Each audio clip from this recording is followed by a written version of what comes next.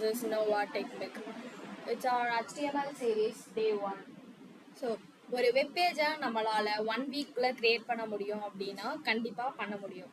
So என்னோட சேர்ந்து நீங்களும் உங்க வெப் பேஜை கிரியேட் பண்ண ரெடியா? ஸோ ஃபர்ஸ்ட் HTMLனா என்ன? HTML அப்படிங்கிறது ஒரு hyper text markup language. Hyper text அப்படின்னா ஒரு டெக்ஸ்ட் வித் டெக்ஸ்ட் அப்படின்னும் சொல்லலாம். ஒரு டெக்ஸ்ட் நீங்க கொடுத்து இப்போ ஃபார் எக்ஸாம்பிள் நீங்கள் கிளிக் அப்படின்னு சொல்லிட்டு ஒரு பட்டன் கிரியேட் பண்ணுறீங்க. அந்த பட்டனை கிளிக் பண்ணும்போது இன்னொரு பேஜ்குள்ளே போகிறத தான் நம்ம என்னன்னு சொல்லுவோம்னா ஹைப்பர் டெக்ஸ்ட். ஸோ மார்க்அப் அப்படிங்கிறது HTML அப்படிங்கிறது ஒரு ஸ்ட்ரக்சரான லாங்குவேஜ். அது வந்து ஒரு ஸ்ட்ரக்சராக ஆர்கனைஸ்டாக, அதாவது ஒரு வெப் பேஜில் ஒரு எலமெண்ட்டும் எந்த இடத்துல வச்சா அந்த எலமெண்ட் பார்க்க லுக்காக இருக்கும். ஸோ அந்த மாரின்னு சொல்லிட்டு ஒரு ஸ்ட்ரக்சராக ஆர்கனைஸ்டாக பண்ணுறத தான் வந்து மார்க்அப் அப்படின்னு சொல்லுவாங்க.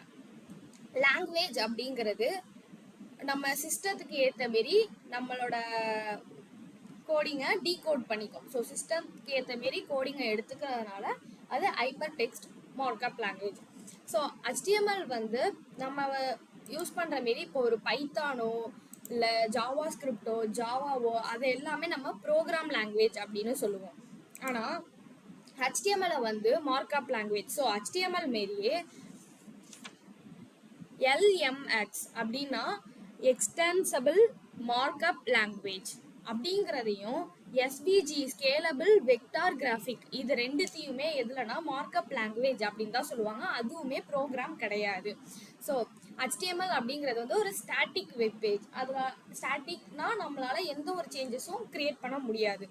ஸோ நம்ம எப்போ வந்து ஜாவா ஸ்கிரிப்டும் CSSஸும் யூஸ் பண்ணுறோமோ அப்போ தான் நம்மளால சேஞ்ச் பண்ண முடியும். ஸோ அப்போ அது டைனமிக்காக ஒர்க் ஆகும். ஸோ நம்ம HTML யூஸ் பண்ணி வெப் பேஜ், வெப் அப்ளிகேஷன், ஒரு ஆப் எல்லாமே கிரியேட் பண்ணிக்கலாம். ஸோ HTML யார் கண்டுபிடிச்சா அப்படின்னா டிம் பெர்னர்ஸ்-லீ அப்படிங்கிறவரை தான் HTML கண்டுபிடிச்சாரு. ஃபாதர் ஆஃப் HTML அப்படின்னா டிம் பெர்னர்ஸ்-லீ தான். ஸோ எப்போ அவர் கண்டுபிடிச்சாரு அப்படின்னா 1991ல். ஸோ நம்மள்ட்ட HTML அப்படிங்கிறது இப்போ வரைக்குமே 5 வெர்ஷன்ஸ் இருக்குது. ஃபர்ஸ்ட் வந்து 1.0, அதை தான் வந்து 1991ல் எப்படின்னா சும்மா நார்மலாக சிம்பிளாகவும் ஸ்ட்ரைட் ஃபார்வர்டாக ஒர்க் ஆகிற மாரியும் அவர் ரெடி பண்ணியிருக்காரு. ஸோ அதுக்கப்புறம் 2.0 வெர்ஷன் 1995ல் வந்துச்சு. அதில் வந்து ஒரு செக் பாக்ஸ் கிரியேட் பண்ணுறது, ஒரு பட்டன் கிரியேட் பண்ணுறது அந்த மாரின்றதை இம்ப்ளிமெண்ட் பண்ணியிருக்காங்க. அப்புறம் HTML 3.2 அப்படிங்கிறத 1997 அப்போது ஜாவா ஸ்கிரிப்டிங் ஆட் பண்ணியிருக்காங்க. நார்மலாக ரொம்ப பேசிக்ஸான CSS ஸ்டைல்ஸ் ஆட் பண்ணியிருக்காங்க. அதுக்கப்புறம் HTML 4.01ல் 1999 அப்போ தான் Java script, highly equipped Java script, அப்புறம் நம்மளோட ஸ்டைல் ஷீட் CSS, எக்ஸ்டர்னல் CSSையும் 4.01ல் தான் கொண்டு வந்திருக்காங்க.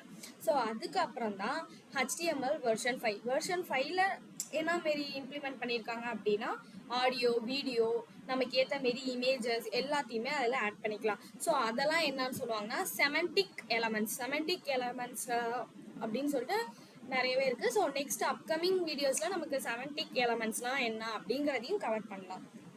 Next structure of HTML.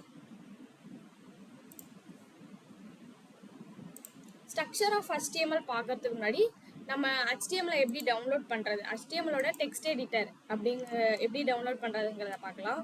So நான் வந்து VS Code யூஸ் பண்ணலாம்.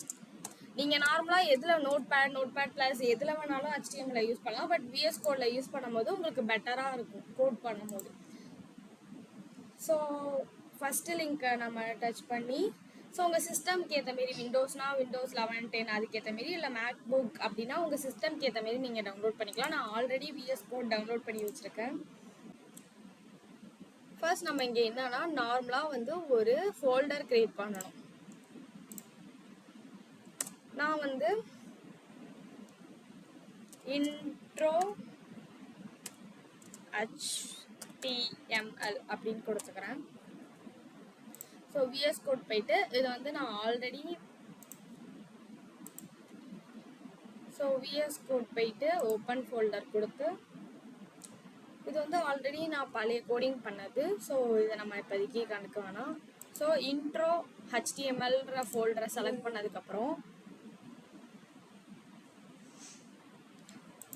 பண்ணதுக்கப்புறம் அதில் வந்து ஃபைல்ஸ் நம்ம கொடுக்கணும். So HTML index dot HTML அப்படின்னு நான் கொடுக்குறேன். ஸோ டாட் HTML நம்ம ஏன் கொடுக்கணும் அப்படின்னா, நான் வந்து HTML கோட் பண்ணுறேன் அப்படிங்கிறத ஷோ பண்ணுறதுக்காக நம்ம இங்கே dot HTML. So like that நீங்கள் ஜாவா ஸ்கிரிப்டாக இருந்தால் டாட் ஜேஎஸ்ன்னு கொடுக்கணும். இப்போது அதேமாரி சிஎஸ்எஸ்ஸாக இருந்தால் டாட் சிஎஸ்எஸ். ஃப்ரண்ட்டில் நம்ம என்ன நேம் வேணால் யூஸ் பண்ணிக்கலாம், அது நம்மளோட கன்வீனியன்ட்காக எதை வேணாலும் யூஸ் பண்ணிக்கலாம். பட் அதுக்கப்புறம் டாட் HTMLனா HTML, சிஎஸ்எஸ்னா சிஎஸ்எஸ், ஜாவா ஸ்கிரிப்ட்னா ஜாவா ஸ்கிரிப்ட். ஸோ அந்தமாரி அந்த நம்ம எதில் கோட் பண்ண போகிறோம்ன்ற நேமை கொடுக்கணும்.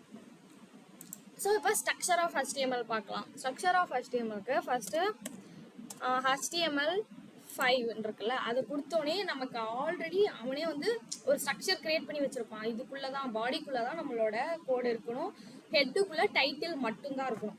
ஸோ அதுக்கேற்ற மாரி சிஸ்டமே நமக்கு கோட் பண்ணி வச்சுருப்பான். இதை வந்து என்னன்னு சொல்லுவாங்கன்னா பாய்லர் பிளேட் அப்படின்னு சொல்லுவாங்க. இது எல்லாத்தையும் பாய்லர் பிளேட்னு சொல்லுவாங்க. ஸோ இங்கே வந்து டாக்குமெண்ட் டைப் HTML அப்படிங்கிறது வந்து எதை மீன் பண்ணுதுன்னா வெர்ஷன் 5. HTML வெர்ஷன் 5 தான் டாக்குமெண்ட் டைப் HTML அப்படிங்கிறது மீன் பண்ணுது. So next HTML lang en அப்படின்னா HTMLோட லாங்குவேஜ். இப்போ en அப்படிங்கிறது இங்கிலீஷ் லாங்குவேஜ். நம்மள்கிட்ட இதுக்கு அடுத்து ஆப்ஷனலாக தமிழ் அப்புறம் இங்கிலீஷ் லாங்குவேஜ் இருக்குது. ஸோ இங்கே மெட்டா கேரக்டர் செட் அப்படிங்கிறது வந்து இது என்னன்னு சொல்லுவாங்கன்னா யூனிவர்சல் என்கோடிங் ஸ்டாண்டர்ட். இது வந்து ஒரு யூனிவர்சல் என்கோடிங் ஸ்டாண்டர்ட். இது எதை டிஸ்பிளே பண்ணும் அப்படின்னா லெட்டரை கரெக்டாக டிஸ்பிளே பண்ணும், சிம்பிள்ஸ் இமோஜிக்கு சப்போர்ட் பண்ணும், அப்புறம் மல்டிபிள் லாங்குவேஜ்க்கெலாம் சப்போர்ட் பண்ணும். ஸோ அதை தான் வந்து மெட்டா சேர்செட் UTF-8 அப்படிங்கிறதுக்கான மீனிங் அதுதான். So next meta name view part அப்படிங்கிறது என்னன்னா ரெஸ்பான்சிவ் டிசைன். இது என்னன்னா பெட்டர் யூசர் எக்ஸ்பீரியன்ஸ்க்கு.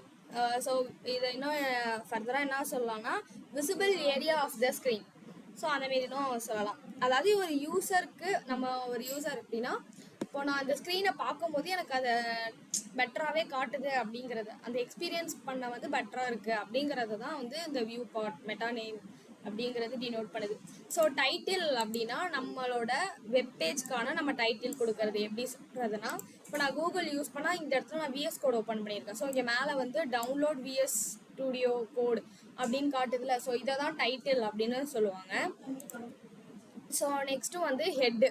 இந்த ஹெட்டுக்குள்ளே தான் இந்த எல்லாமே இருக்கும்.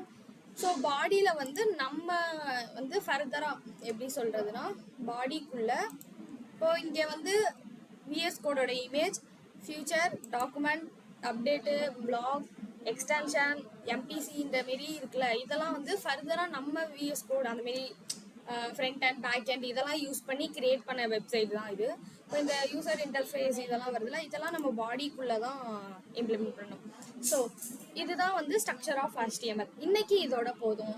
மிச்சம் அப்கமிங் எபிசோட்ஸில் பார்க்கலாம். Until then tata from Nova Tech make.